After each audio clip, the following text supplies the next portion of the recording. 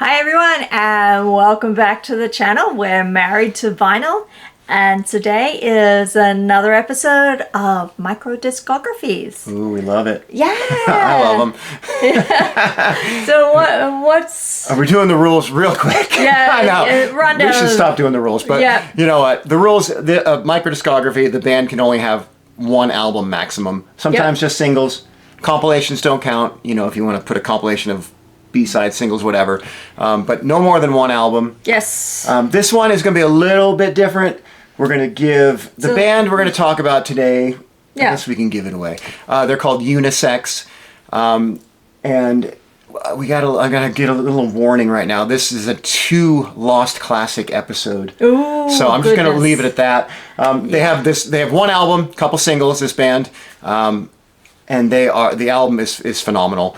It's a psychedelic masterpiece of beauty. I don't even know. It's amazing. Yeah. But we'll get there. But this one's going to be just a little bit expanded. So we're going to give a little history on exactly. Unisex. Unisex formed out of the ashes of a band called The Telescopes. So we're going to give a brief history. We don't usually do that. We're going to give. I think they're a band that I wanted to talk about anyway, so this is a good excuse to do that. They had a couple albums and a bunch of singles before Unisex, and we will talk about those now. Right, so kick it off with their debut single. Yeah, so in 1989 on Cherie Records, this is Kick the Wall. This was their debut single, and that's a good one. Yeah. I'll go. We're not going to talk forever about them. This is also 89. This is their second single. That's a 2-song EP. Oh yeah, this is a cool, it's a... Oh, is this like a test press? A test pressing something or other with... Yeah, I kind of forgot about that. Oh, yeah. Or it's a white label. I'm not sure the difference, but I'm having some issues there. Oh, I am having some issues. Wow. She couldn't handle this 12-inch size, I guess. Take my record buying card off me. Uh-oh. All right, yeah, that was Cherie 2, and this is Cherie 4. So this is the 7th Sharp Disaster 12-inch. This, you can kind of tell from this picture, that's kind of what they are at this point. Yeah. They're a bit shouty, not too, it's pretty heavy stuff. It's pretty, very, what would you say, distorted. Yeah. We're thinking the Stooges. Yeah, very garagey, more heavy like Stooges, MC5. But bits of punk. Yeah. Definitely some punk. There's psychedelia. Definitely distortion. Yeah. Maybe hints of Mary Chain at this stage. Yeah, but more just of a hint. Yeah. Yeah, but it's more leans towards that heavier side. Vibe. The garage and heavier punk. Yeah. But really good. It's not every song he shouts on or screams, but there's some of these couple singles. He gets a bit growly. Some of the other ones are a bit more. A couple of these are a bit dirgy. There's some good wah-wah, and I'll try to put a few samples. This is great stuff though. Different to what they became for sure. Yes. But really cool.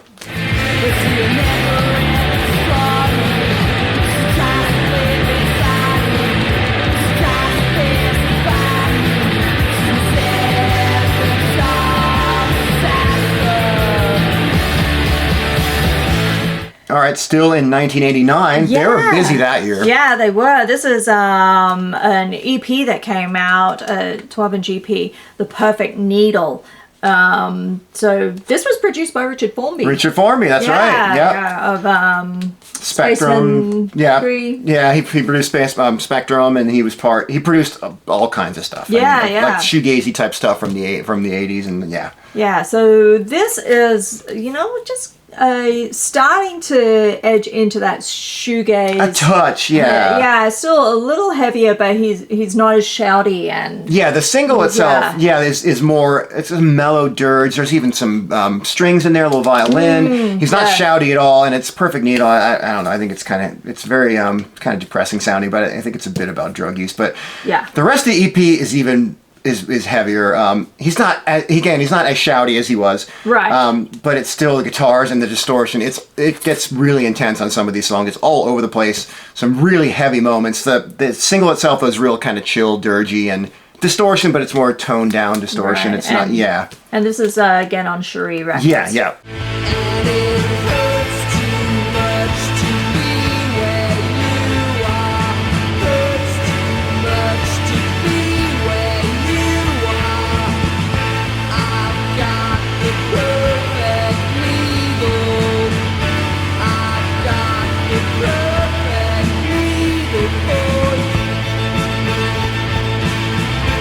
and Cherie, they had the Pooh Sticks were on Cherie. They didn't have a lot of labels, or a lot of bands, very short-lived label, but the Pooh Sticks were on that. Pooh Sticks. So that album, this album's produced by that single. This album is produced by Richard Formby as well, on Cherie, and that single's from this album, Taste.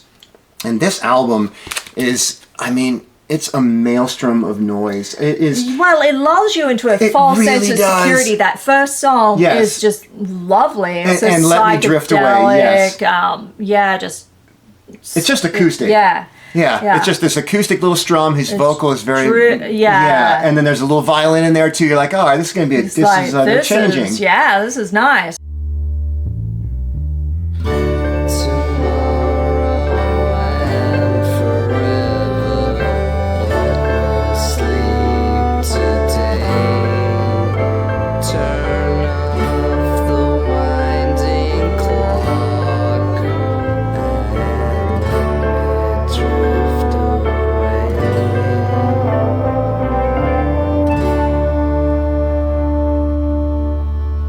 And then they change. Whoa.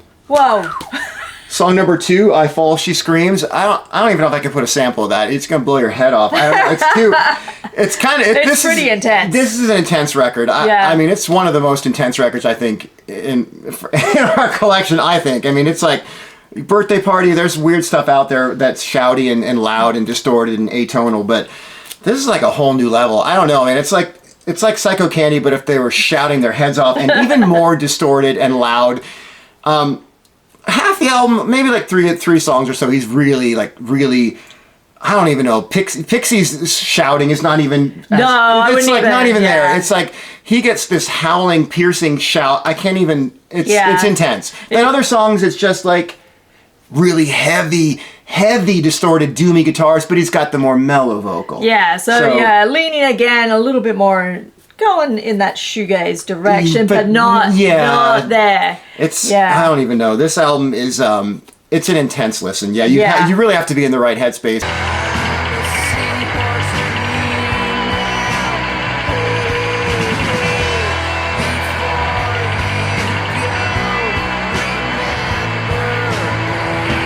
Yeah, be warned. Intense. They are noisy buggers. Still a good album. It is it's a bit of a classic from that era. Let's make sure we can see that clearly. It's kind of a dark album. All right, entering 1990 now. Yeah, so here we have another EP. Well, just little 12-inch EP. To Kill a Slow Girl Walking. Yeah. So again, Richard Formby has produced this one as well. And what is this one? You think a little bit? Yeah, they've moved on from that really heavy. This is still very distorted. Again, maybe it's still easing a little towards shoegaze. I don't think it's still quite there yet. Yeah. It's still a bit more. Some of it is a little, I guess. Taking the edge off. Yes. The other last album. Yeah. So that edge is sort of starting to chip away at that. Yes, there's still some shouty bits, but not as intense. And distortion is very much there. And they're still really intense songs and a lot of distortion, but it's not as wow. Yeah. It's becoming more melodic, a bit more psychedelic, a little bit more manageable. Yeah. So. Yep. And again, on Cherie Records. Yep.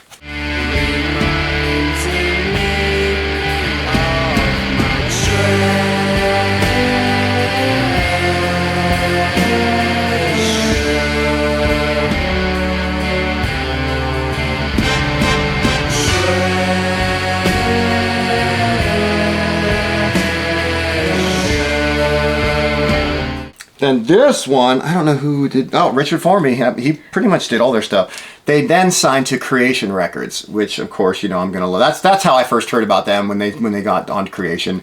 I went backwards and got the earlier stuff. And this one is they're really starting to get really good. I guess you could call this kind of shoegaze. It's more like early ride. Probably a bit more intense than that though. Some of these songs, they're pretty distorted. The vocals, he's done with the shouting at this point. I really like where he's gone vocally here. A lot more melodic. Yes. And there again, definitely psychedelic. But there's some heavy, especially one song, the second one, Deep Hole Ends. It's super, the end, the last 30 to 45 seconds is this maelstrom but it's controlled. It's really, but it's a lot of feedback and a lot. Oh, it's beautiful. Yeah, this is a great EP. Again, they're really getting more psychedelic for sure. Just to comfort me through every little turn on me, I would be precious little without you. I would be precious little without you.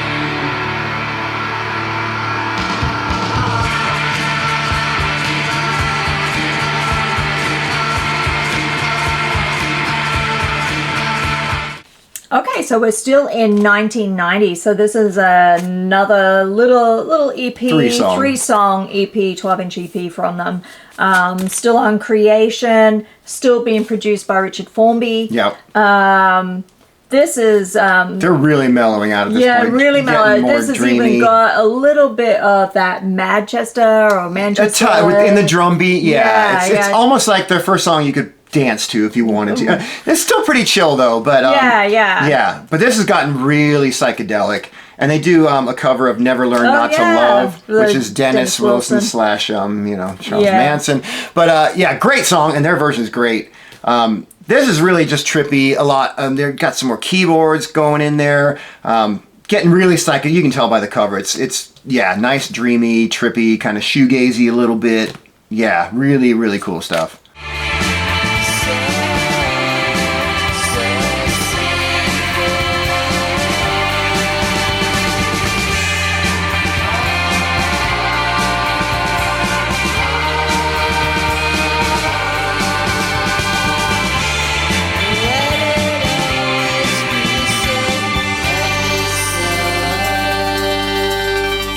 All right, we're heading into 1991.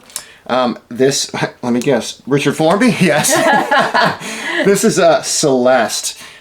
This one's even a bit more dancey than that one. This one you could truly probably dance to. But it's still got the swirling guitars in the background, really psychedelic, really cool melodic stuff. I wouldn't call it dance, but it's, really cool. And then the B-side, All A Dreams, it's just really blissed out. The main guy songwriter, Stephen Laurie, and Joanna Doran, she's the guitarist, and she does a lot of background vocals. They, especially starting to get into here, they harmonize a lot, and it's really, really hypnotic stuff. I mean, really cool stuff.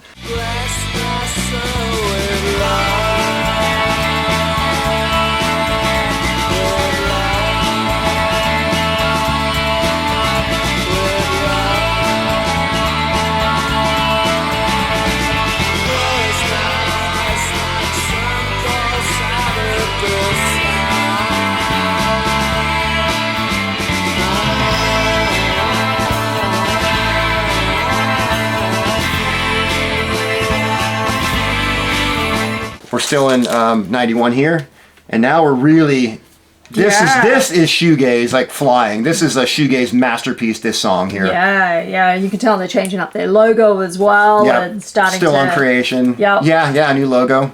So I mean, it kind of looks like this. It's really like trippy stuff. Like, the flying is an awesome song, and the rest of the album, or the rest of the EP, 3 more songs, really cool stuff. Yeah, really cool too. They're really they're leaning into the shoegaze heavily on that particular song, and that particular EP is the most of their shoegaze kind of vibe.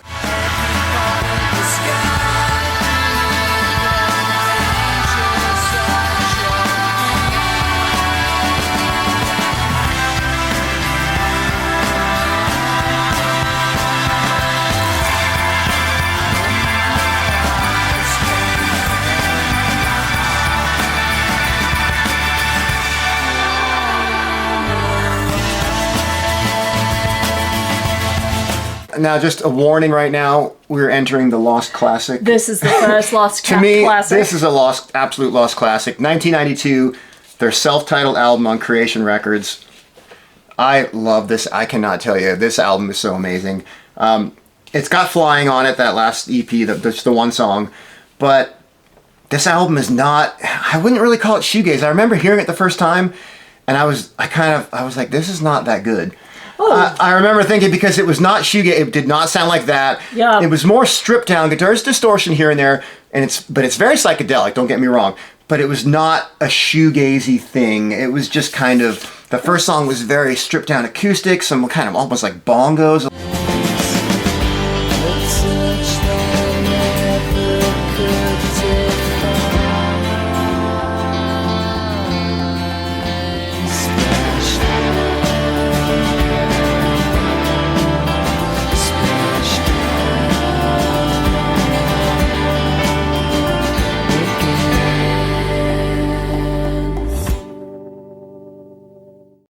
It didn't hit me at first. It was one of those that kind of washed over me, but then I put it on again. By the time I got to the fourth listen, Creation Records. Oh, yeah. Yeah, on the fourth listen, I was like, oh my Lord, this is the best. I was in love. It came with this cool booklet, and I think on every song, I'm not going to show every page, but they have chords, and there's like the guitar tablature on there, so you could pick the notes, you could pick the chords. That was really cool. I don't know, man. This is just like, it's so chill. It's a cute. There are some electric guitars, of course.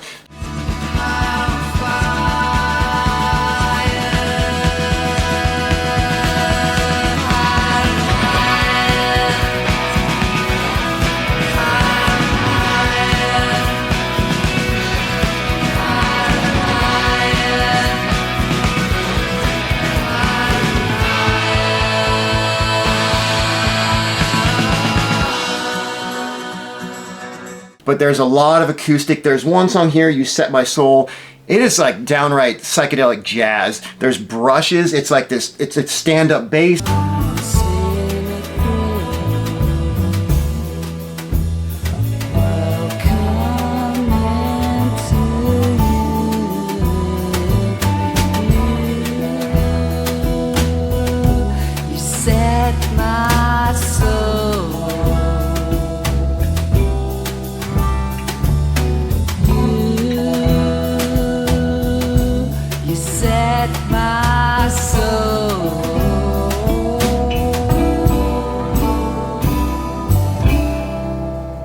Honestly, this is one of my favorite from the 90s, and it's still one of my favorite albums probably of all time. But the whole album is, oh yeah, and Steven and Joe, their vocals together and their harmonizing, it's so good. It's just, yeah, it's more on the chill side. Again, acoustic, a lot of acoustic, but just really, really beautiful stuff. I cannot recommend this album enough. In my opinion, lost classic for sure. There's been reissues of it too, but if you can find this record, it's not like crazy expensive like some of the early like Ride or Slow Dive stuff, but it's as good if not better for me. Again, not as shoegaze, as I was expecting, not really shoegaze almost at all, except for Flying. But it's yeah, you got to get this record. And that's Creation LP 79. Oh, look at that. Nice. It's in the top 100. Yep. All right, so we're going to get into our main act. I know. The Telescopes had more stuff. Yeah, they have more stuff, but we're going to get into our micro now. And so in 1992, the Telescopes broke up, and then Stephen and Joanna went off together to form Unisex. Yep. And we're going to start with their album. Yeah. Which is Stratosfear. Yes, this is, again, warning, lost classic number 2. Yeah. This album, all right, so they did a couple singles before. We'll talk about those after. This album didn't come out until 2001. I guess I can show that. Stratosfear, F-E-A-R. Yeah, yeah. And this one, 2001.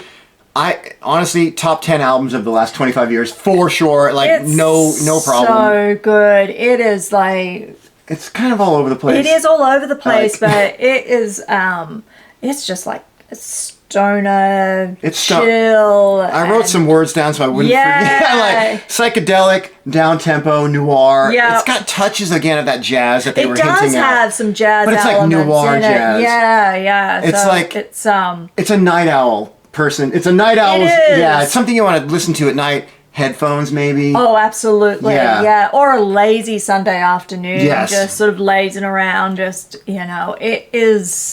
it really is a beautiful album. It's perfect. Stephen and Joanne again, their vocals together. I don't know what it is. They're very hypnotic. It's some of it's kind of just psychedelic rock, even a little bit. Not like Pink Floyd or anything, but like indie psychedelic rock kind of stuff, like the Telescopes did a little.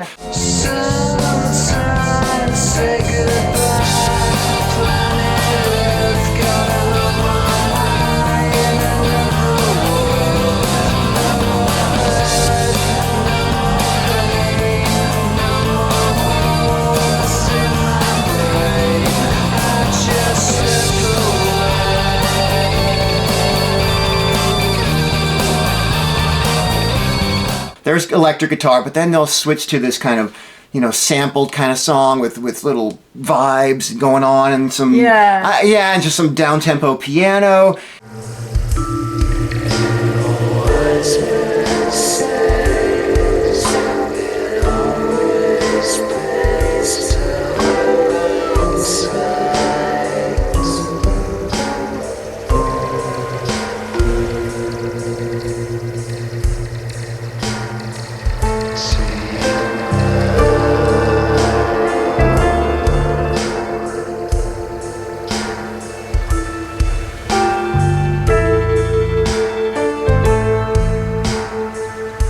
But it's all of it is, and then there's that one song, I forget the name of it, Departure Lounge, or Anti-Gravity League, sorry, where it's that kind of samba-esque song. Yeah, that's how the samba feel, yeah. But again, psychedelic with some theremin going on as well. Yeah. There's really... so much of it that will just lock you into a groove. Yeah, absolutely. And you'll just sort of, you just can't help but go along with it. Yeah. But it, again, is just so chill.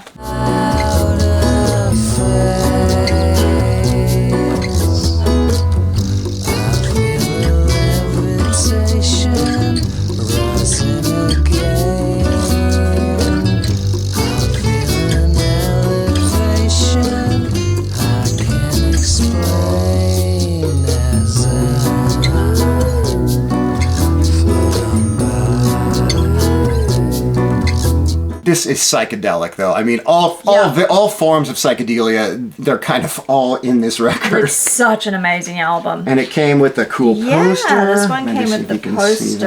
Let's see if I can get this open without tearing it. I know. I made it this far. A little help. You got it. I'll back it up. Yeah. That's awesome. And they were on, this is on a small label called Double Agent Records out of Cambridge, Massachusetts. Yeah, kind of weird. They only released it here in America. Really? I don't think there was. Don't think it got a UK there was release? only unless the CD did, but there's only this one press on vinyl. I don't think they've ever reissued this on vinyl. Even I'll check, but I don't believe so. Not super cheap, but not super expensive either. I could probably use an upgrade, to be honest. This cover's a little wavy. Kind of like that, a little ring wear, but I wouldn't mind an upgrade. But it's still a nice listen. I played the vinyl just recently too. I don't know. Again, I don't know how many words I can say. Oh, here's one thing I wrote down, a review at the time. I remember reading it at the time. And we like Radiohead. But this says, forget Radiohead's Kid A. Stratosfear should be talked about as one of the year's most innovative albums. Don't let it become a lost classic. Buy it today. And unfortunately, too late. I think it's become a lost classic. I think it has. But, yeah. And then someone else, I think, wrote, this might have been NME or Pitchfork, somebody else, I can't remember. A fusion of chilled out vibes, organic grooves, and cinematic melodies. The definitive soundtrack for night owls everywhere. There you go. Yeah, that's right. Yeah, and that kind of sums it up. Go seek this album out. If you like psychedelic music of all stripes and whatever, you got to hear this record. And if you like the Telescopes and didn't know about this, if you like that Telescopes album, you're gonna like this album a lot. Show the cover again. Let's show it again. It's worth it. There you go. Even the cover's trippy. I think that's I don't know what's going on there. Theremin action, maybe? Or I don't know. Yeah. There's theremin on the album. You know it's psychedelic when there's theremin. Oh, yeah. All right, so we're going to work our way backwards real quick. They did a couple of singles. This is like a little mini album. This came out in 1998. Yeah, so this is the Deadlock EP. And this is more heavier psychedelic rock, I'd say.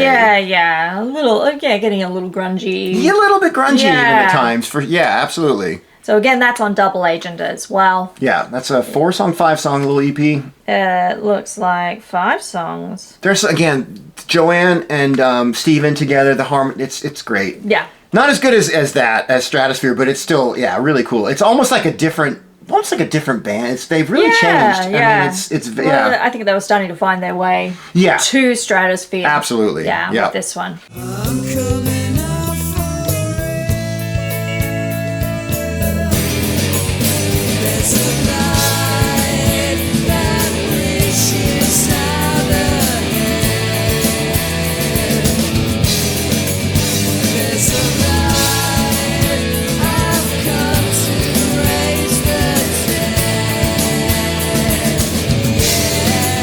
Real quick, this came out in 2000, so a little we're all over the place.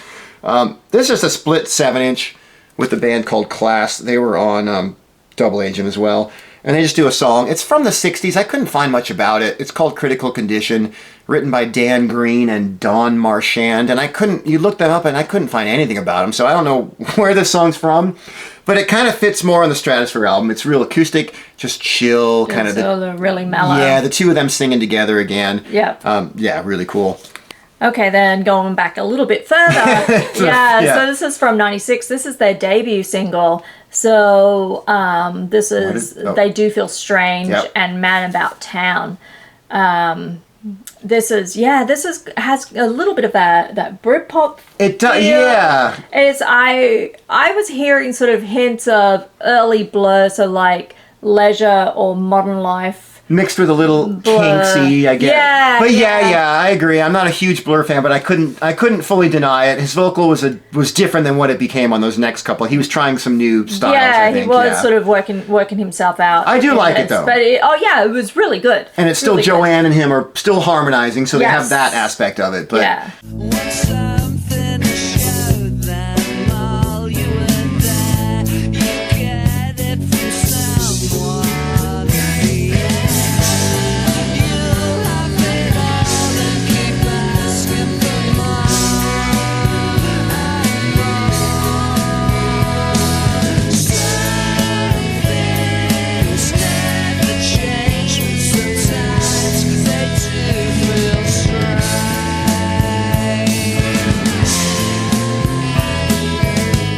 Yeah, we didn't want to start with this just in case you heard this and we're like, okay, I'm just going to pass. I don't want to, because it's all about Stratosfear. But yeah, this is still really, it's good though. Yeah, so if you do still see this, pick it up. Yeah, if you see any unisex stuff, pick it up. You will not be disappointed. This one is a US. There was a UK press of this with the same picture, I think, but I'll try to put a picture up of that right about here. Let's hold it up. So yeah, and this one, I didn't even know about this. This is the original sleeve it came in. You're not going to be able to see that.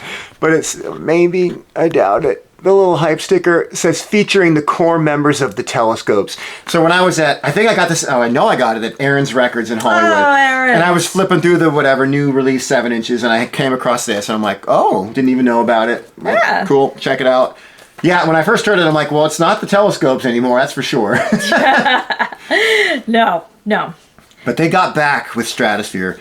Yeah, and then again, after Stratosfear was done, and they had a couple different people. They had 3 other players in the band that weren't part of the Telescopes. Then, for some reason, they got back as the Telescopes. Yeah, the next year. They've put out a few things. And then since then, they're constant. Now they're really an album a year, sometimes 2. And that has ranged from just pure experimental all the way through. So yeah, it's all psychedelic though. Yeah. Oh yeah. So here was the album they did in 2002.